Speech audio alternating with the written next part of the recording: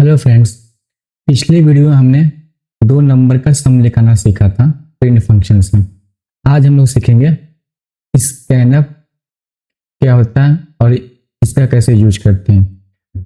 अभी तक हमने वेरिएबल में वैल्यू इनपुट कर दिया था, लेकिन अब हम चाहते हैं कि हम वेरिएबल दें और इनपुट हमें कीबोर्ड से देना पड़े। मतलब हमें सिस्टम पूछे आप यहाँ पे वेरिएबल को इनपुट करें।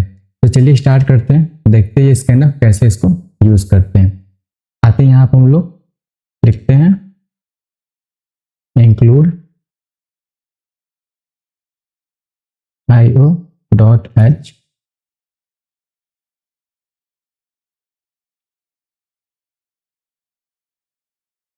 as include .h। फिर आते हैं int main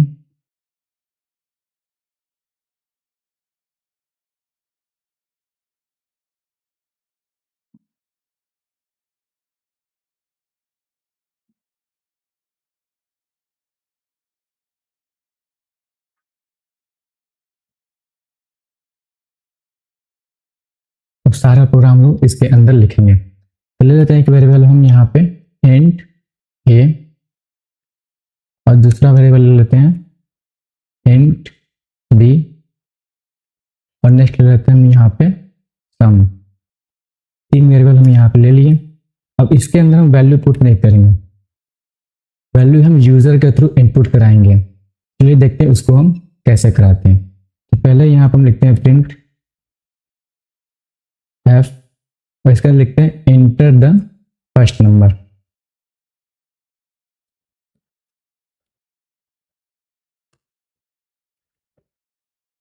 लिख लिया। अब नेक्स्ट लाइन जाने के लिए यहाँ कॉलन लगाते हैं, सेमी कॉलन, फिर लिखते हैं स्कैन अप। अब इसके अंदर यहाँ पे देते हैं हम लोग इनवर्ट कॉमा और यहाँ पे परसेंटेज डी। परसेंटेज डी हमने क्यों लिया? क्योंकि हमने यहाँ पे इंटीजर या फिर नंबर्स में इंटर कराना है। इंटीजर या नंबर के लोग परसेंटेज डी लेते हैं, फिर यहाँ कॉमा लगाएंगे और इसके आगे लिखेंगे एम परसेंटेज लगा के यहाँ पे हम लोग जो हमने वेरिएबल यहाँ माना था उस वेरिएबल को यहाँ पर हम पुट कर देंगे। तुमने यहाँ ए लिया था, हमने यहाँ पे ए लिख दिया। अब हम यहाँ पे सेमीकोलन लगा के नेक्स्ट लाइन में आते हैं। फिर हमें बी के लिए एक प्रिंटफ फंक्शन बनाना पड़ेगा। तो लिखेंगे यहाँ पर लोग printf enter the second number, semicolon लगाएंगे और स्कैन अप।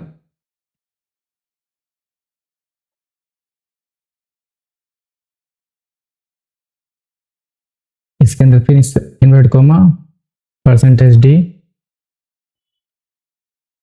फिर कॉमा M% और यहाँ बी लिखेंगे। तो हमने इंट की वेरिएबल ए की यहाँ कर दी, बी की यहाँ कर दी। अब हमें सम करना है।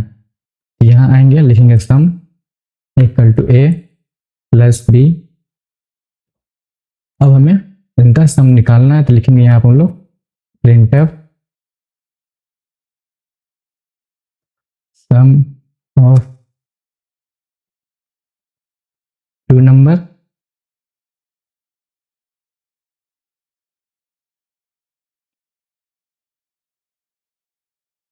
हमें सम की वैल्यू इंटीजर में मिलेगी, तो उसके लिए लिखेंगे यहाँ परसेंटेज डी,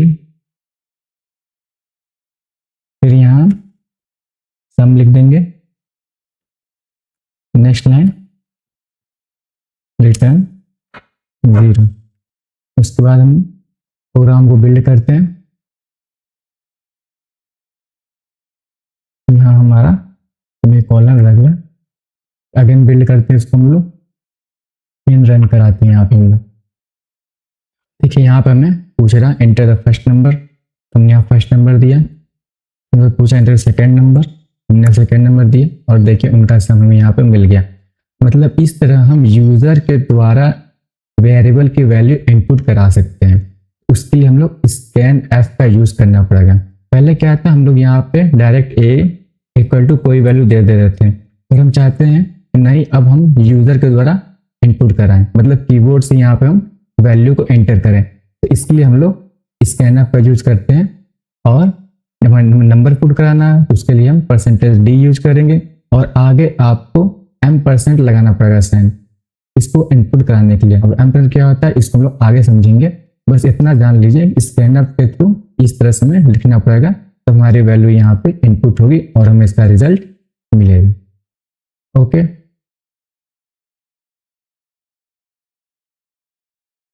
हेलो दोस्तों, चलिए देखते हैं नेक्स्ट टॉपिक को। तो नेक्स्ट टॉपिक हमारा है टाइप्स ऑफ डेटा, मतलब कि ये जो हम यहाँ इंट यूज कर रहे हैं नंबर के लिए, ये हमारा एक इंटीजर के लिए यूज किया जा रहा है। तो इंट हमारा एक डेटा टाइप है। नंबर के लिए तो मैं इंट यूज कर रहे हैं, लेकिन अगर हमें यहाँ पे कोई कैरेक्टर लेना हो, तो जैसे मैं यहाँ पे यूजर द्वारा फर्स्ट नंबर करा रहे हैं, तो अगर हम यहाँ पे लिख दें इंटर योर नेम, नेम के लिए तो हमें यहाँ पे फिर अल्फाबेट चाहिए होगा, क्योंकि हम अल्फाबेट इंटर कराएंगे। तो उसके लिए हम क्या यूज करेंगे, अगर हमें यहाँ पे डेसिमल में कोई नंबर यूज करना पड़ेगा, तो उसके लिए क्या यूज करेंगे, तो उसी चीज को हम यहाँ पे देखेंगे कि क्या होते हैं डेटा यहाँ पे। तो उसको 3 पार्ट में डिवाइड किया गया, primitive data type, derive data type, user defined data type. पहला हमारा है प्रिमिटिव डेटा टाइप, जो कि मोस्ट कॉमनली डेटा टाइप है जो हम लोग यूज करते हैं। इसमें हमारा इंट आता है, कैर आता है, फ्लोट आता है, डबल आता है, वाइड आता है। इंट हमने यूज करके देख लिया है कि जब भी हमें किसी भी नंबर को एंटर करना हो तो उसके लिए हम इंट यूज करते हैं। नेक्स्ट हमारा कैर, जब भी हमें कोई अल्फाबेट का यूज करना हो तो उसके लिए हम कैर यूज करते हैं। तो चलिए एक बार कैर का यूज करके हम यहाँ पे देखेंगे। यहाँ पे आते हैं हम लोग अपने आइडियली पे, यहाँ हम इसको रिमूव करते हैं और यहाँ पे हम कैर लिखते हैं। कैर क्या करता है, सिर्फ हमारे एक सिंगल कैरेक्टर को प्रिंट करता है। हम पहले नॉर्मली कैर लेते हैं और कैर की वैल्यू में यहाँ पे नेम दे देते हैं यहाँ पे हम लोग, ठीक है। अब यहाँ एंटर करते हैं, फिर यहाँ प्रिंट लगाते हैं यहाँ पे हम लोग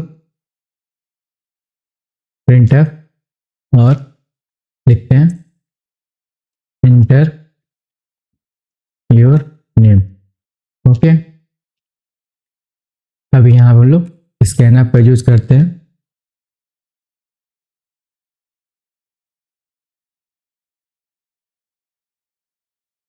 अब हमें यहाँ पे कैरेक्टर यूज किया है यहाँ पे, और इसके लिए हमने नेम यूज किया है।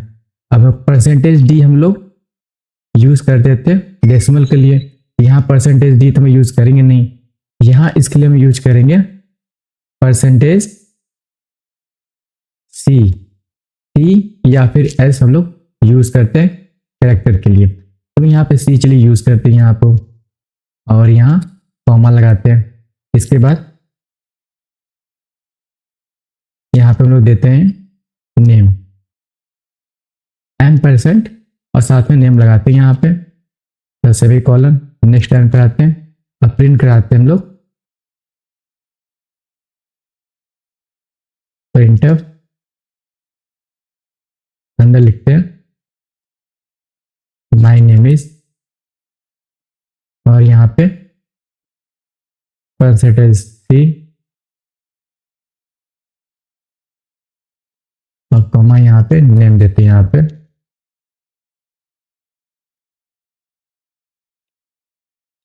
रिटर्न 0 के यहाँ पे, और प्रोग्राम को हम रन करा के चेक करते हैं।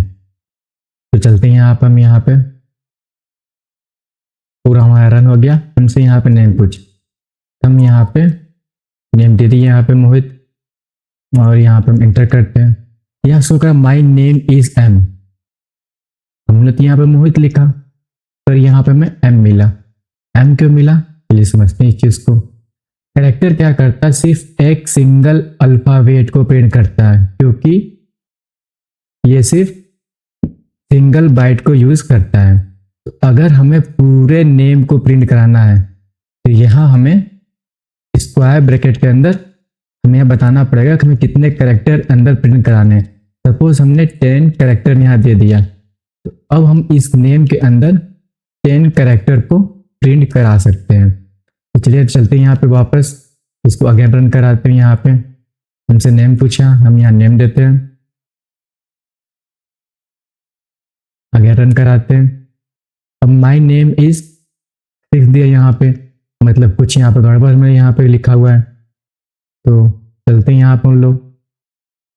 अब सिंगल कैरेक्टर के लिए तो हम यहाँ पे सी यूज कर रहे थे, पर हमें यहाँ पे तो पूरा नेम लिखना है। उसके लिए हम यहाँ पे स्ट्रिंग यूज करेंगे। स्ट्रिंग के लिए यहाँ पे हम लोग एस देते हैं यहाँ पे, और यहाँ पे क्या करेंगे, इसको हम लोग एस कर देंगे। ध्यान दीजिएगा, हमें सिंगल लेटर के लिए यहाँ हम सी यूज करेंगे, पर हमें यहाँ पे पूरा नेम लिखना है। तो नेम के लिए क्या करेंगे, हम लोग एस यूज करेंगे। अब वापस रन कराते हैं इसको हम लोग। अब नेम पूछा, हम यहाँ नेम देते हैं और यहाँ एंटर करते हैं।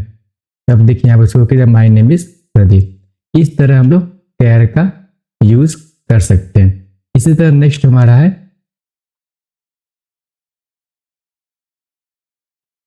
फ्लोट। फ्लोट यूज करते हैं हम लोग किसी भी डेसिमल नंबर को प्रिंट करने के लिए। तो चलते हैं यहाँ पर हम लोग फ्लोट का यूज करते हैं।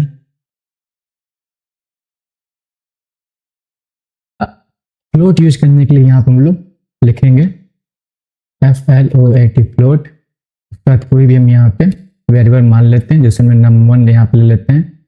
उसके बाद नेक्स्ट टाइम लिखते हैं हम लोग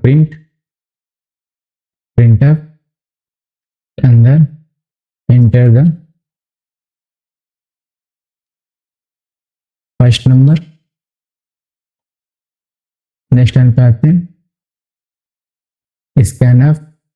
अब इसके अंदर हमने इंटीजर के लिए %d यूज किया, कैरेक्टर लिखने के लिए %c और स्ट्रिंग लिखने के लिए %s लिख किया।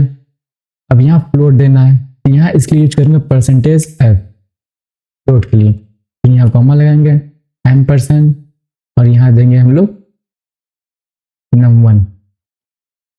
के बाद हमें इसको प्रिंट करानी है इसको, तो यहाँ देंगे हम लोग printf, और यहाँ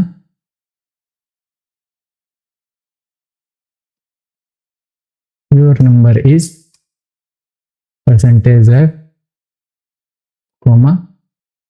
num1,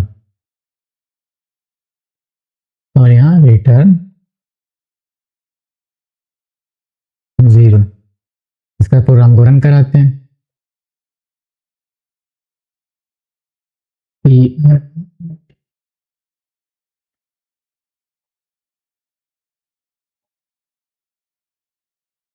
यहाँ कुछ गलत है, यहाँ पे हमने ये नहीं दिया। अब रन कराते हैं इसको हम लोग। फर्स्ट नंबर देना हमें, हमने यहाँ पे 6.8 एंटर किया, 6.880 में यहाँ पे नंबर मिल गया। और अगर हम यहाँ पे डायरेक्ट नंबर लिख कर रन कराते हैं 88, ये हमने इसको रन करा तो वो भी मेरा फ्लोट में ही मिला, पॉइंट डॉट समथिंग कुछ यहाँ पे लिखा मिलेगा। इस तरह हम लोग फ्लोट का यूज कर सकते हैं। Thank you.